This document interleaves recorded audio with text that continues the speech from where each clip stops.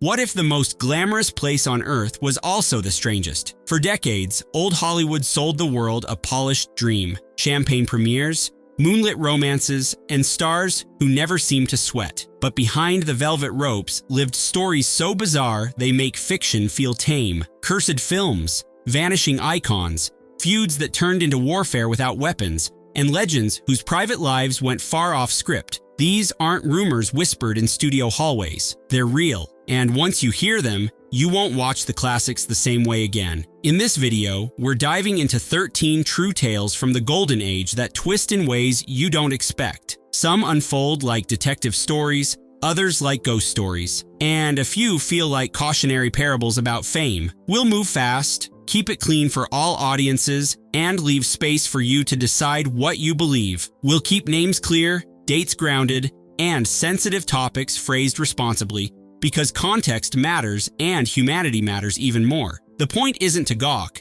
it's to understand how pressure, power, and chance can twist lives in surprising ways. Ready to step off the red carpet and into the long shadows behind it? Let's start with a film that looked blessed by brilliance and ended up carrying a reputation that still gives people chills. The Misfits was meant to be a love letter. Arthur Miller wrote it for his then-wife, Marilyn Monroe, and the film assembled stars carved out of Mount Rushmore: Clark Gable, Montgomery Clift, and Monroe at her most fragile and luminous. Shot in the Nevada desert in 1960 and released in 1961, it promised raw honesty and adult emotion, a break from gloss. Instead, the production felt like a long tremor that never stopped rumbling. Gable, proud of doing things the hard way, insisted on performing demanding scenes himself under brutal heat, roping wild horses and fighting dust storms that made everyone squint. He rapped, returned home, and soon suffered a serious cardiac event. Friends later argued about causes, age, strain, the stress of a punishing shoot,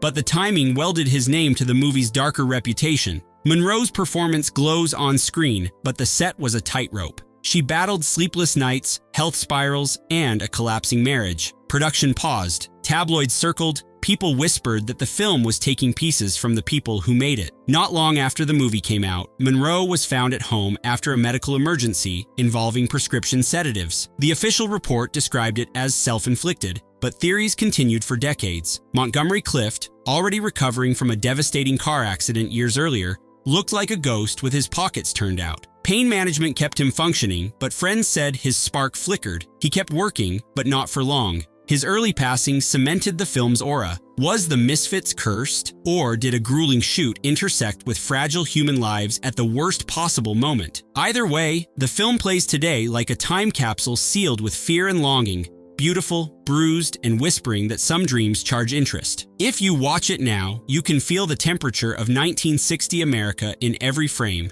Restless, dust-blown, searching for a gentler ending than life was ready to give. Howard Hughes entered Hollywood like a thunderclap and left like a whisper through a locked door. The boy genius tycoon who made airplanes dance and cameras do dangerous things poured fortunes into movies. Big, loud, daring ones. He badgered editors over frames no one else noticed, and argued that the clouds looked wrong until the sky behaved. As the decades rolled on, the public mogul turned into a rumor you could barely photograph. Battling severe anxiety and an overwhelming fear of contamination, he retreated to dark rooms where the blinds never opened. Assistants passed him notes instead of conversation. Some swore he wore tissue boxes on his feet to keep floors from touching him. It wasn't theatrics. It was a fortress against a world he no longer trusted. Yet, from those sealed rooms, he still moved pieces across the board. Airplanes, hotels, broadcast stations, casinos. The contradiction felt impossible.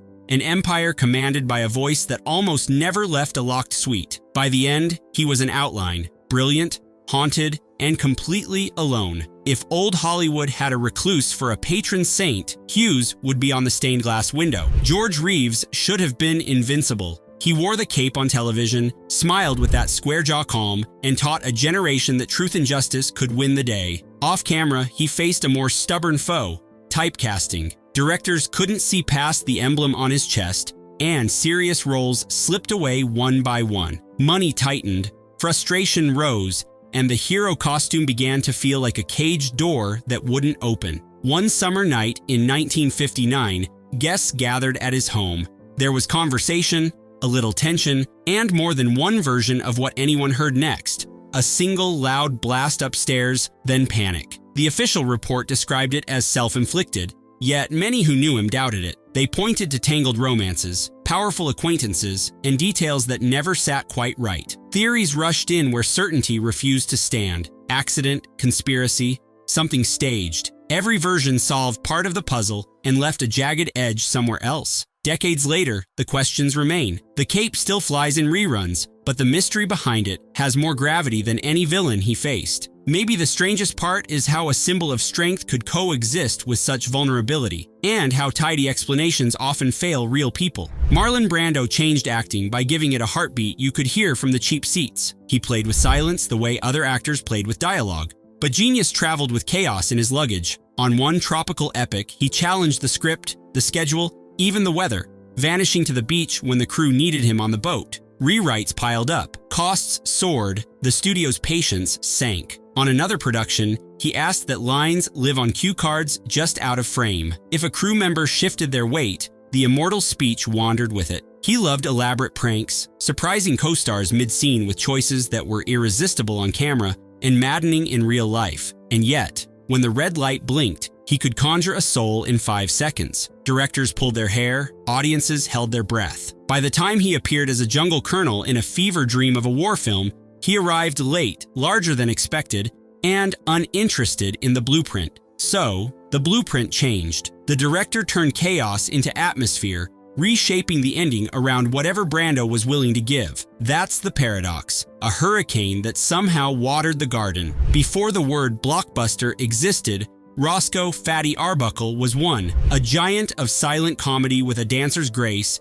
he helped invent the language of screen laughter. In 1921, a party in San Francisco became the epicenter of a national storm after a young actress, Virginia Rappe, fell ill and later passed away. Headlines sprinted ahead of facts, sensational claims multiplied, and the court of public opinion slammed its gavel before a judge ever did. 3 trials followed. The first 2 collapsed. The third ended with a swift, unanimous, not guilty verdict. So emphatic, the jurors added a written apology, saying he'd suffered a grave injustice. But apologies don't rebuild time. Studios distanced themselves. Audiences were told to look elsewhere. The scandal didn't just wound one man, it changed the industry's nervous system. Censorship tightened, morality clauses stiffened, and a code soon policed what could be shown. Arbuckle tried to climb back under a different name, directing instead of starring. A late career comeback beckoned, and then life closed the curtain suddenly. His story still stings because it leaves you holding 2 truths at once: allegations that exploded into myth,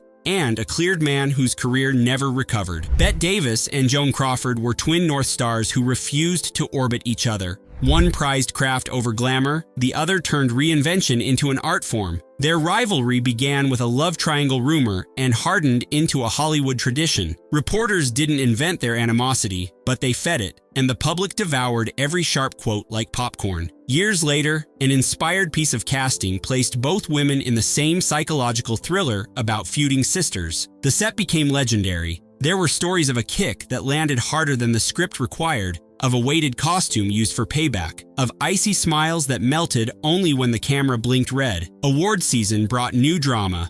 One star nominated, the other not. A stage appearance orchestrated to steal thunder. It was messy and mesmerizing. The movie became a hit precisely because audiences sensed that real sparks were flying. Their feud lasted longer than some studio lots. And yet, under the barbs, both women were battling the same enemy, an industry that narrowed roles the older they got. Their clash sold tickets, but it also exposed how a system turned legends into competitors for scraps. Peg Entwistle's story is Hollywood's most delicate ghost tale. A gifted stage actress from New York, she arrived in Los Angeles with Broadway polish and a suitcase full of hope. Work came, then slipped. A studio cut most of her scenes from a thriller that should have been her on-ramp. Bills piled up, the nation was deep in the Great Depression, promises evaporated in the heat. One night she walked toward the hills and climbed a giant letter that once spelled the city's most famous real estate ad. The next day, a hiker found a note and a tragedy that would echo for generations. Locals claim that on certain evenings, a woman in 1930s clothes can be glimpsed on the nearby trails, and a faint scent of flowers drifts on the wind. Maybe that's just imagination, or maybe it's the city remembering. Peg's story is heartbreaking, but it's also a reminder that the sign isn't just a postcard, it's a weather vane for the fortunes of dreamers. When the breeze shifts, some rise, some fall, and some leave behind a whisper that never quite fades. Greta Garbo ruled the screen and then refused to be ruled by it. At the height of her power, when studios would have paved streets with gold to keep her working, she turned away. She disliked interviews, disliked parties, and refused to be a walking advertisement for anyone else's idea of glamour. "I want to be alone," she said in a movie, and the line glued itself to her persona. What she meant was simpler. She wanted peace. Rumors swirled because rumors hate a vacuum. Suitors were imagined, private letters analyzed like tea leaves. She ignored the noise and built a quiet life. She took long walks, traveled without spectacle, and read in solitude. Her final film disappointed, but her disappearance wasn't about one stumble. It was about refusing the price of visibility. Garbo became a riddle with a heartbeat. In an industry that measures worth by being seen, she proved that refusal can be its own kind of power. A star who chose the exit and kept walking. Rudolph Valentino was old Hollywood's earthquake, sudden, glamorous, and impossible to ignore. He danced through silent epics with eyes that did half the dialogue for him. At 31, in New York to promote his latest hit, he collapsed with severe abdominal pain. Surgeons operated, and for a few days the headlines offered hope. Then complications set in, and the idol was gone. What followed scarcely feels real. Crowds jammed the streets. Newsreels filmed tears. A mysterious lady in black began visiting his tomb each year, face hidden, flowers in hand, turning grief into ritual. Another tale attached itself, a ring said to carry bad luck. Each new owner meeting trouble after slipping it on. Maybe it's folklore stitched to heartbreak. Maybe it's a warning about how we attach magic to ordinary things. Valentino's legend survived because it lives where logic ends, in the part of us that believes glamour can bend fate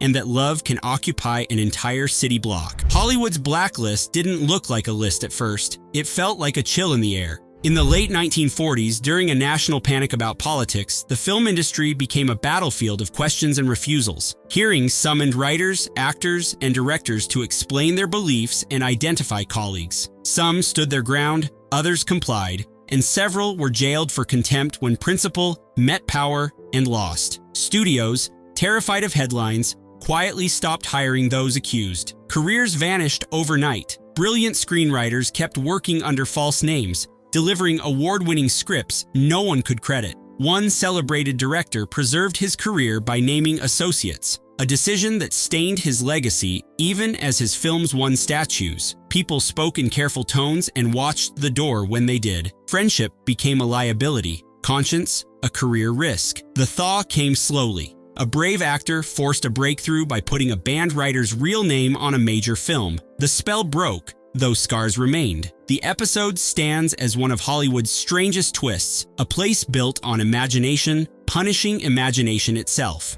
To understand the studio era, imagine a golden cage with a concierge. The Big Five controlled not just production and distribution, but the image of everyone under contract. Names were altered like dialogue. Birthplaces were rewritten, a type was assigned, and the machine worked to make reality match the brochure. Diet plans were issued. Sleep schedules weren't suggestions. Public romances could be encouraged or discouraged depending on marketing needs. If a performer balked at a role, the studio could suspend them without pay. If they asked for better scripts, gossip columns might suddenly discover flaws that never existed yesterday. Two brave actresses eventually sued their studios and won rulings that limited how long a contract could trap a person. The victories cracked the bars, though the cage didn't vanish overnight. For all the glamour the system created, it also extracted a toll. Private lives managed like publicity stills, and gifted performers boxed into categories that fit marketing plans but not the soul. When those old contracts finally loosened, Hollywood learned a lesson it keeps relearning. Control makes tidy schedules, but it rarely makes great art.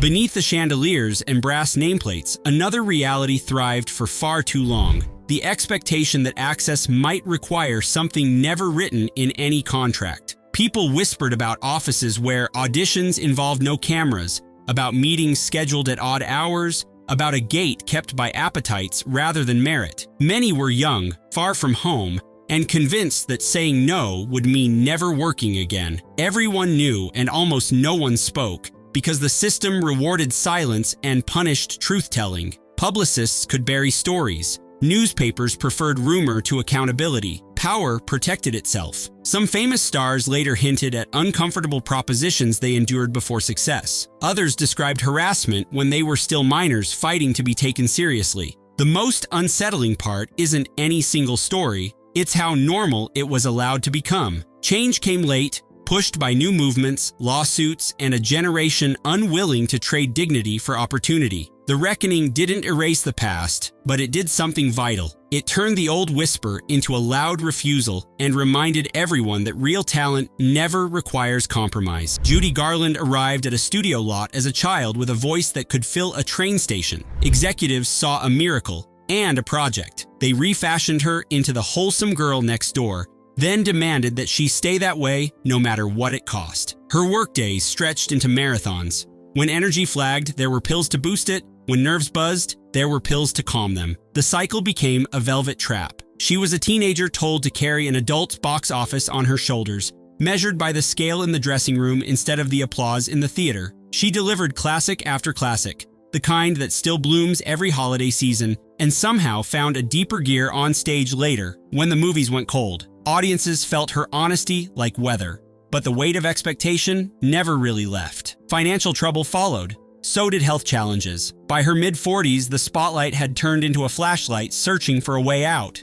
When news broke that she had been found after a medical emergency at home, the world grieved a talent that still felt present tense. She remains a symbol of what old Hollywood did brilliantly and disastrously at once, creating legends while forgetting they were human. So much of classic Hollywood looks clean in black and white that it's easy to forget how messy it felt in color. The 13 stories you've just heard don't agree with one another. They argue. Some insist that luck rules. Others warn that power always collects its rent. A few sound like ghost tales told around a projector's glow. Together, they prove that the Dream Factory produced more than memorabilia. It produced myths, some glorious, some grim, all painfully human. Maybe that's why these tales still pull us close.